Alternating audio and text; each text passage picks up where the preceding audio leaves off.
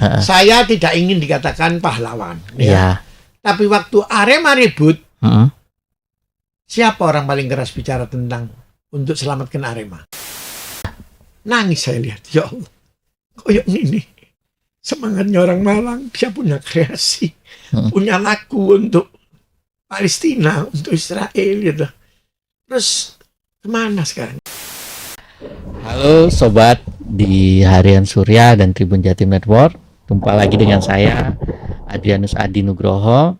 Di sini saya sudah kedatangan tamu Bapak Habib Jamal Aziz At-Tamimi.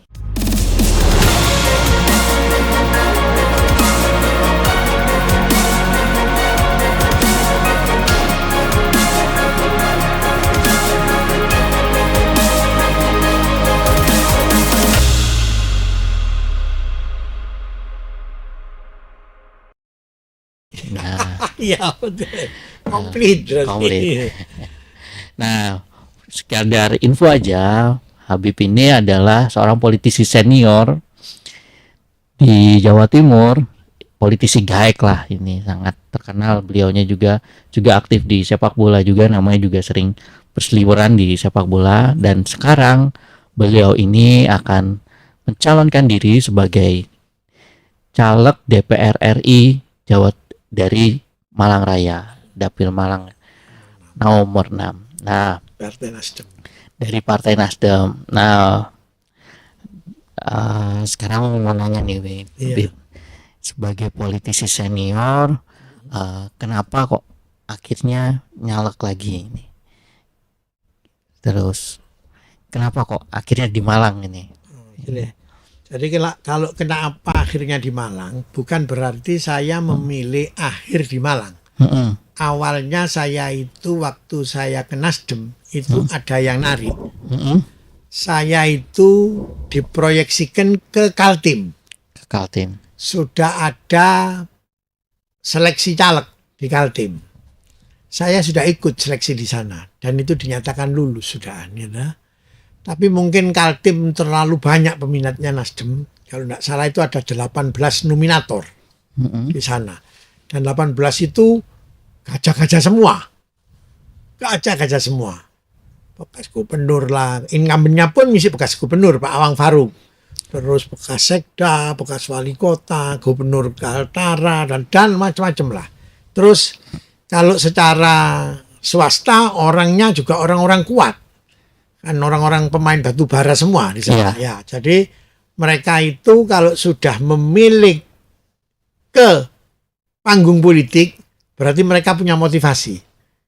Apa motivasinya? Yang pertama paling tidak itu daerah minerba di sana. Dia pasti punya kepentingan untuk kepentingan bisnisnya, untuk kepentingan usahanya dia di sana. Itu mereka akan bermain seperti itu. Dan itu biasanya mereka all out. Saya ikut saja waktu sampai seleksi terakhir pada saat DCT. Nah, pada saat DCT saya sempat tanya kepada tim pusat, saya ini akan ditempatkan di mana yang sebenarnya. Rupanya ketua DPW-nya sini Bu Janet itu, wes pokoknya kan kudu duduk Malang, Bib. Nah, saya tanya sama Pak Willy, sekretaris itu, orang kepercayaannya Pak Surya Paloh. Bill, ini mana? Sudah Bib, saya pasti kasih. I'm give you all the best. Thank you, tak orang itu. Tapi sudah di Malang aja, nggak apa-apa Bib. Oh ya sudah, kalau memang itu takdir saya harus ke Malang. Ya saya siap, tak orang itu. Ya, Habib dulu kan pernah jadi di Malang. Oh ya betul, tak orang. Alhamdulillah. Cuman kan ada good and good. Orang kita sekarang ini yang paling memprihatinkan itu mudah lupa. Mudah lupa. Tapi saya berkeyakinan bahwa apa yang saya lakukan waktu saya jadi DPR RI dari Hanura, dari Malang Raya, dari 2009 sampai 2014, itu banyak tanaman saya yang insya Allah kalau dibuka rekam jejak digitalnya, itu kalau pohonnya ditanya pasti ngomong, kan kok iso koyo ngene? Niki bantuannya Habib Jamal. Niki bantuannya Habib Jamal. Harapan itu saya berkeyakinan. Saya kembali ke Malang pasti lihat gambar saya, lihat nama saya, mereka akan melakukan konsolidasi kepada saya dan koordinasi dengan saya. Berarti meninggalkan Malang, ini meninggalkan nggak sebenarnya boleh dibilang ya? Sebetulnya Dari- bukan meninggalkan. Dulu Iya. saya harapannya itu langsung Malang lagi kan. Kalau yang betul itu partai itu kan, kalau memang caleg jadinya di Malang, ya dicalegkan berikutnya ya ke Malang. Iya. Nah, waktu itu enggak, saya dicalegkan ke Dapil 3 karena saya dianggap pejuang. Oh, Lah iya. berjuang satu, bangkunya lebih sedikit. Cuman 7 di sana. Nomor 2 di sana kultur sosiologi orangnya enggak sama. Kalau Malang ini kan terbuka. Ya. Nah, semua orang bisa masuk ya loh. Nah, kalau di sana itu kan cuma 2 warna saja, biru ompos sama merah. Ya, baik, Nah, baik. itu, Nah, Habib, Pak. Habib memandang Malang tuh seperti apa sih sebenarnya? Ada beda nggak yang dari tahun 2018 kemudian yang sekarang ini? Begini, saya sudah tinggalkan kurang lebih 9 tahun. Ya. Ya. Ada perubahan. Tapi juga tidak terlalu jauh. Kalau kepada pemilih loh ya. Mm-mm. Tapi kalau kepada Malangnya sendiri, itu ada. Khususnya kotanya, ya dah. Terus komunitasnya, itu ada. Tapi untuk yang kabupaten kota, itu masih tidak terlalu jauh bedanya. Ya. Maksudnya yang daerah kabupaten dan Kota Batu atau gimana nih, Bib? Enggak, kalau Kota Batu itu kan sangat kecil. Iya, Tapi sekarang sudah terjadi pengembangan. iya. Dulu 3 dapil, sekarang 4 dapil. Mm-mm. Tapi itu pun juga tidak terlalu banyak, tidak signifikan. Kalau kota ini juga terjadi perkembangan. Misalnya Kelojen yang dulu 6 Mm-mm. dewan kotanya, sekarang cuma 5. Oh, Nah, berarti kan menyusut di Kojen, tapi mungkin menambah di daerah Sukun dan Kedung Kandang karena kepadatan penduduknya. Nah, itu yang terjadi. Nah, kota ini perulang, Ya. sangat perulang. Jadi kalau kita tidak bisa mendekati, tidak pernah jasehelu, Mm-mm. itu agak susah. Ya. Mereka Malang ini kepinginnya paling tidak di Sopo, di Wongki. Begitu juga kabupaten. Tapi itu yang kabupaten tingkatnya misalnya ke Panjen. Itu kan misi agak setengah perkotaan. Ya. Ya itu misi seperti itu. Tapi kalau yang sudah di pojok-pojok rodok soro. Ya, khususnya yang di ujung-ujung sana Donomulyo, ya itu kan tinggi-tinggi Iya, daerah pegunungan. ujung-ujung pegunungan, nyebrang lagi laut, keceblung Iya. laut. Nah, itu yang agak susah.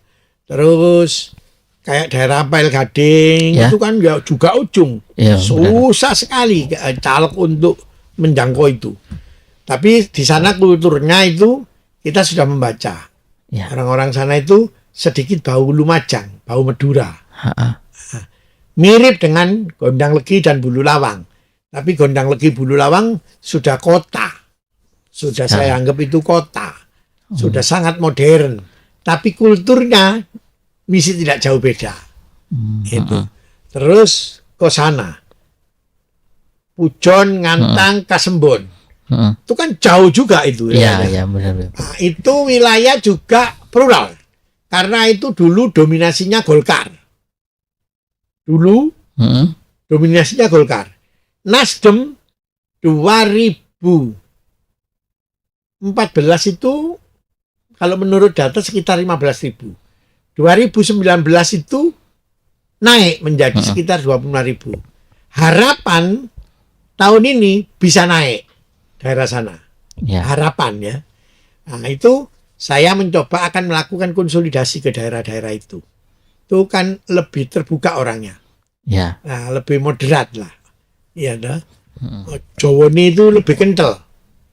Pujon, Ngantang, Kasembon itu Jawone lebih kental. Kan kalau kenapa dibilang Jawa? Karena ngerti Jawane.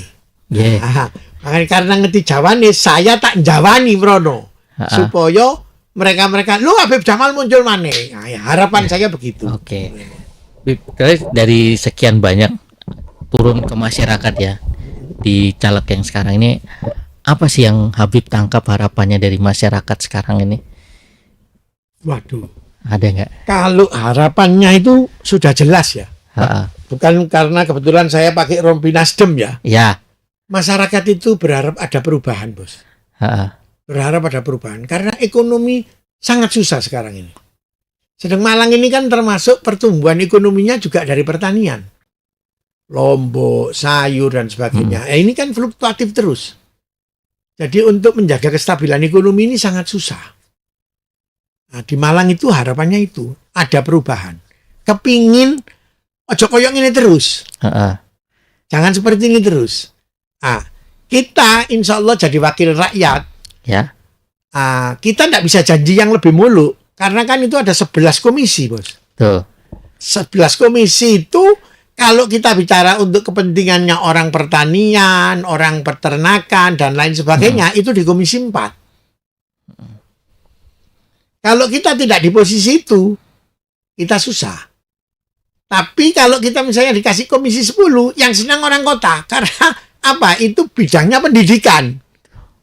Pendidikan, olahraga, perpustakaan, itu mitra-mitranya, Bos.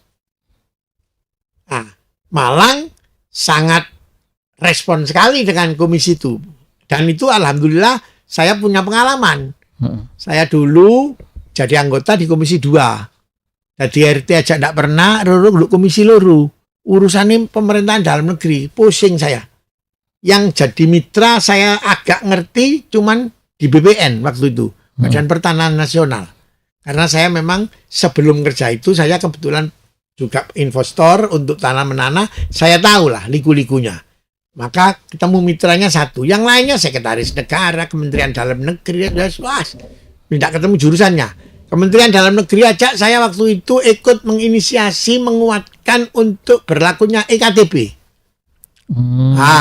Mengapa saya minta itu? Karena saya kan punya usaha di Malang ini, saya punya BLK di Medalis itu untuk penempatan jasa tenaga kerja ke luar negeri. Saya butuh ID EKTP. Butuh EKTP, ya. Butuh EKTP supaya mengapa? Banyaknya TKI yang meninggal dan sebagainya, santunannya tidak bisa sampai. Karena orang Malang di KTP kan di Sukabumi, orang Malang di KTP kan di Cianjur oleh PT-PT di Jakarta.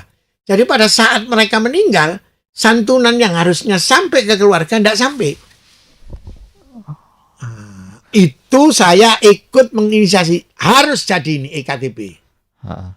Berarti masalah di TKI itu seperti itu juga ya Pak? Wow, saya ngelontok alhamdulillah lah ya. Saya dari tahun 83 bergelut dengan TKI. Nah, terus kalau kayak sepak bola ada nggak Pak? Masih harapan masyarakat? Kalau sepak bola Malang. sebetulnya kalau kita mau lihat penonton fanatik seluruh Indonesia itu cuman menurut hemat saya, tapi bisa salah ya, bisa salah. Itu cuman 4 Mas. Malang, Persibaya, Persib, DKI boleh, sama Makassar. Yang lainnya kalau katanya orang Madura norok buntek. Oke, nah dengan kondisi itu Pak, kira-kira ini kan Arema juga nggak bisa berkandang di Malang.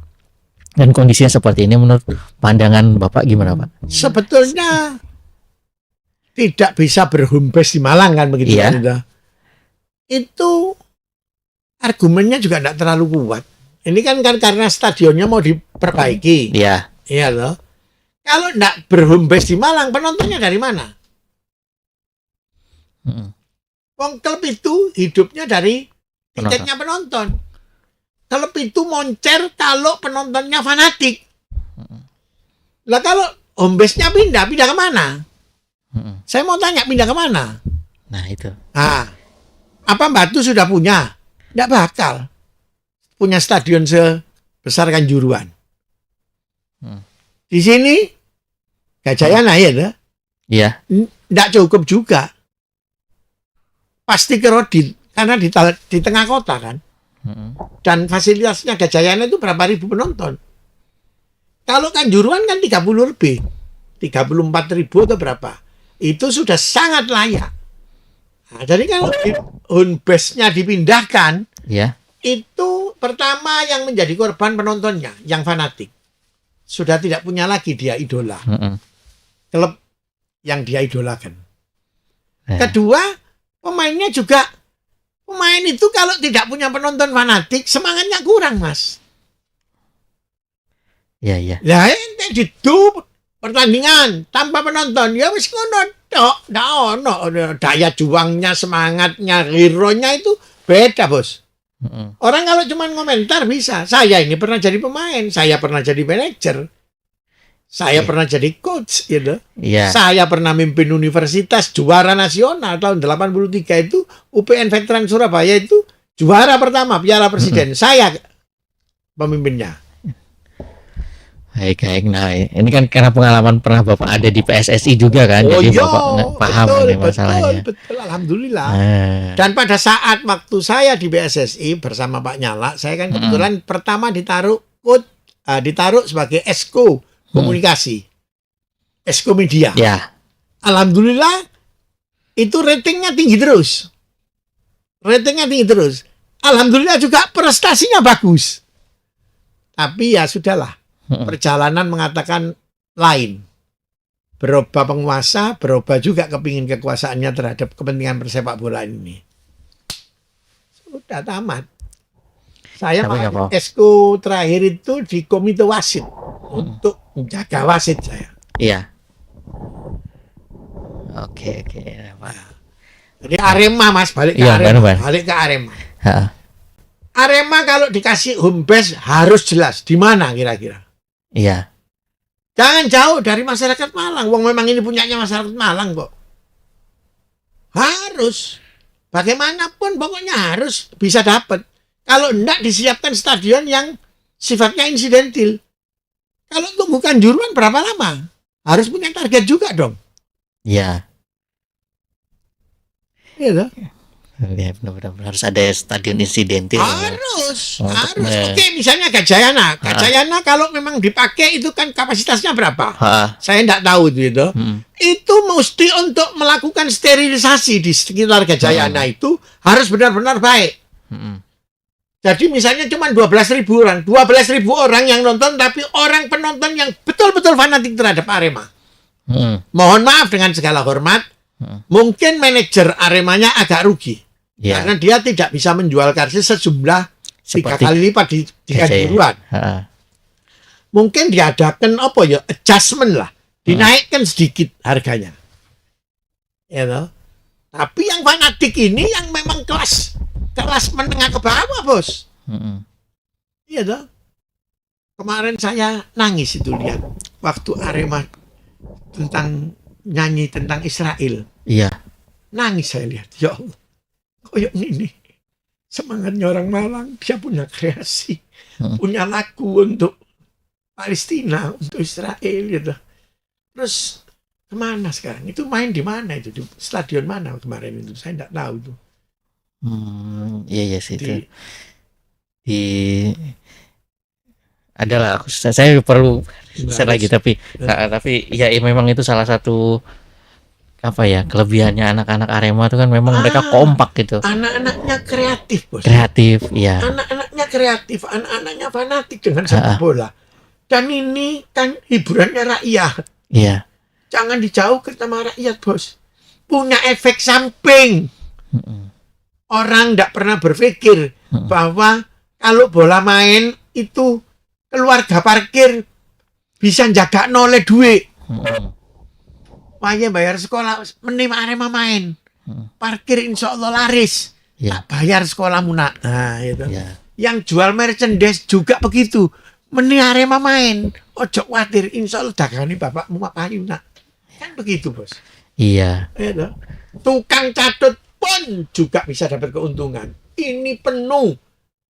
Barangnya cuma adanya ini. Kalau kamu tetap mau nonton, tolong kamu kasih tambah. 50 jadi 75. Kalau orang fanatik dibayar, Mas. Orang tidak pernah berpikir itu kan. Yang jualan makanan, yang jual bakso, itu kan multi efek gitu. Iya benar. multi efek sepak bola itu. Ini makanya saya bilang pemerintah harus hadir. Ya. Dan kalau hadir yang serius. Jangan setengah-setengah. Oh iya, stadionnya tak betulkan. Oh, area parkirnya saya betulkan. Kalau gitu jalan di sekitar itu saya harus perluas. Apapun yang terjadi, saya harus perluas jalannya. Orang masuk mana, orang bubar keluar lewat mana. Itu fasilitas yang harus disiapkan apa supaya tidak terjadi kredit. Karena ini punya multi efek. Mulai penjual merchandise, penjual makanan UMKM, pokoknya UMKM itu hampir dibilang semua. Yang tidak UMKM cuma catat sama parkir. Iya. Tapi itu banyak juga Pak yang bergantung dari situ. Ya kan? Iya banyak bos orang yang sudah menggantungkan itu. Wong orang nggak kerja sekarang bos. Harapannya ini momen, ini event. Berarti saya harus ikut terlibat di situ. Oleh duit awak dhewe rek. Kan begitu bos. Iya. Tapi ada nggak cerita-cerita itu lagi waktu Bapak turun ke masyarakat, Pak titip soal Arema gitu? Loh, kalau itu nggak pakai saya turun bos. WA itu terus titip Arema titip Arema titip Arema. Saya tidak ingin dikatakan pahlawan. Ya. Tapi waktu Arema ribut, siapa orang paling keras bicara tentang untuk selamatkan Arema? Buka rekam jejak digitalnya. Salah satu Pak Habib sih memang. Bukan rekam jejak digitalnya. Saya sampai bilang, PSSI, kamu jangan jatuhkan hukuman begitu saja dengan Arema. Ini Arema ini ibunya orang Malang. Mati anaknya 200 lebih, kok tahu-tahu Anda akan menjatuhkan sanksi kepada Arema. Otak kamu di mana? Sampai saya bilang, otak kamu di mana? Iya. Cuman kan ya sudahlah. Ya sudah begitulah. Iya. Memang seperti itu kondisinya. Kondisinya satu. Nomor dua, dengan kasus Arema akhirnya pemerintah punya peduli. Sekarang akan membenarkan sekitar 9 atau 10 stadion yang akan dianggap nanti stadion itu memenuhi syarat kualifikasinya FIFA. Iya. Martelnya Arema. Tapi Arema kehilangan 200 lebih orang. Dan sampai hari ini tidak tahu bagaimana nasibnya. Ya, kan? Benar. Siapa yang harus bertanggung jawab itu? Itu, Bos. Iya, Bib. Balik lagi, Bib. Ini kan Habib kan seorang politisi senior. Kemudian usia juga sudah tidak muda. Nah, Bib, ada nggak pandangan keluarga gimana sih, Bib? Kok Habib calonkan lagi gitu? Oh. Ini. Jadi kalau pandangan keluarga, saya sudah ditegur. Khususnya anak saya. Bi, ini kan insya Allah Maret Abi 66. Ya. Masuk nyalon mana? Saya katakan sama mereka, Abi ini dari kecil passion dan talentanya ngomong. Nah, ngomong yang didengar dan punya imunitas itu hanya di anggota dewan. Didengar dan punya imunitas. Setelah itu dapat diskresi. Bisa apa yang mau kita maukan kepada rakyat bisa tersampai. Ya. Sebagai muslim nabimu ini nak, mengikut apa katanya nabimu. Nabimu bilang apa? Khairun nas anfa'uhum linnas. Sebaik-baik manusia itu adalah manusia yang bermanfaat untuk manusia yang lain. Kalau mau bermanfaat untuk jadi kepada manusia lain, orang lain, jadi anggota dewan. Dumdumo kon. Ambil negara disangoni kon. Setahun ping 5 reses. Ketemu rakyatmu, ngomong, cerita, dongeng. Dikumpulno silaturahim. Mangan bareng, cerita, ngakak dan sebagainya dengan rakyatmu. Apa yang kamu bisa itu. Nek Abi ndak sekarang ini melakukan itu, Abi kepinginnya husnul khotimah. Nabi Allah Yusuf Nabi Allah Musa itu kan memang terkenal tukang protes sama Allah Ta'ala. Iya. Dia mengatakan kepada Allah Ta'ala, gitu, ya Rob, apa yang kira-kira yang saya harus lakukan yang terbaik untukmu ya Allah? Saya taat iya, larangan saya tinggal, semua sudah.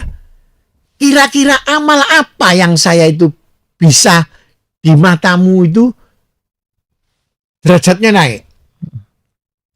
Allah bilang apa? Senangkan orang di sekitarmu. cuman disuruh nyenengken orang di sekitarnya, Bos. Berarti kan konsing manfaat kayak menungso liyane. Cuman itu. Lah, itu termasuk yang apa ya? Bukan mengilhami ya, menginspirasi saya. Untuk saya bisa ini. Dan ini kalau ibarat sholat, saya sholat witir sudah.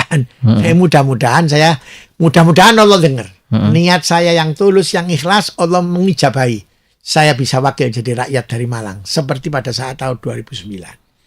Ya, kalau enggak ya wis mandek, wis betok mosok 3 tahun umur 71 nanti perang lagi. Ya, ada pengingatan kembali juga dari anak-anak saya. Wis bi, yang Abi punya ini, Abi nikmati aja. Iya. Iya toh, Abi, gak iso. Nek ngono kan berarti abimu egois. Hanya untuk kepentingan dirinya sendiri. Aku dodol oleh duit tak nikmati. Aku dodol duit tak nikmati. Apa? Gaya kepentingannya umat. Gak ono. Nyumbang nek ngliwat kantor dikoreksi mbek bendahara. Pak, kas kantor lagi kurang. Jangan terus-terusan, Pak. Tiling no. Kalau jual, istri saya pun kan mesti ikut ke notaris teken. Mal ini duit ya apa? Wis aja takon kon. Iki duduk warisanmu. Iki aku telekku dhewe. Dadi nek tak dol payu ya wis aku tak gawe ya to. Tak gawe kesenenganku. Nah, ini untuk nyalek ini ya kok subhanallah mungkin karena ekonomi yang agak susah ya.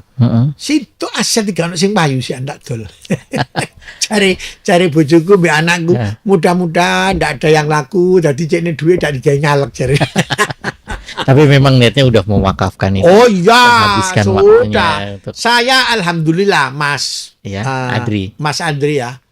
Saya itu kalau ikut dari keluarga bapak saya, itu semuanya di masa hidupnya diwakafkan kepada orang lain semua. Dari mbah saya, nenek saya semua, dari bapak saya ya. Malah saya membuat frame. Kalau saya disuruh niru bapak saya tidak sanggup. Karena bapak saya itu tidak pakai reserve. Wis gak ada reserve. Duit brol. Kita kalau nginget lebih, meni apa jari Allah Ta'ala nak, wis tenang nak. Seperti itu lah. Saya tidak punya keberanian itu, tidak punya. Saya karena saya mungkin sekolah, saya tetap brol, tapi mesti ada prepare. Ya. Ada prepare karena dunianya juga beda. Dunia pada saat bapak saya didik saya dan sekarang saya didik anak saya agak beda. Bapak saya dulu kalau saya ngomong, Bi, bayar sekolah. Wah, kemana sekolah? Wis mari, iso kali, iso bagi, iso tambah, wis buyar. Kok ilmu sekolah ndak ono mal dari luar. Iya. Nah, itu zaman bapak saya dulu. Gitu, Bos. Iya. Baiklah, Bib, mungkin ada yang mau disampaikan lagi, Bib? Nah, saya cuman ingin menyampaikan, ya mudah-mudahan. Secara kebetulan saya ini kan nyalek dari Malang Raya, dari Partai Nasdem untuk DPR RI nomor 6. Tolong saya didukung. Baik. Kalau cocok melihat rekam jejak saya, tolong saya juga dipilih supaya saya bisa mewakili untuk rakyat Malang. Ya. Baik, siap. Baik teman-teman, mungkin sekian dulu perbincangan kita dengan Habib. Ini Habib sangat sibuk ya. Terima kasih sudah meluangkan waktunya di Terima kasih. Kantor kita. Ini sampai jumpa juga untuk di acara-acara berikutnya. Terima kasih. Terima kasih sekali terhadap podcastnya Tribun Malang yang memberi kesempatan saya untuk hadir di studionya. Akhirul kalam, assalamualaikum warahmatullahi wabarakatuh.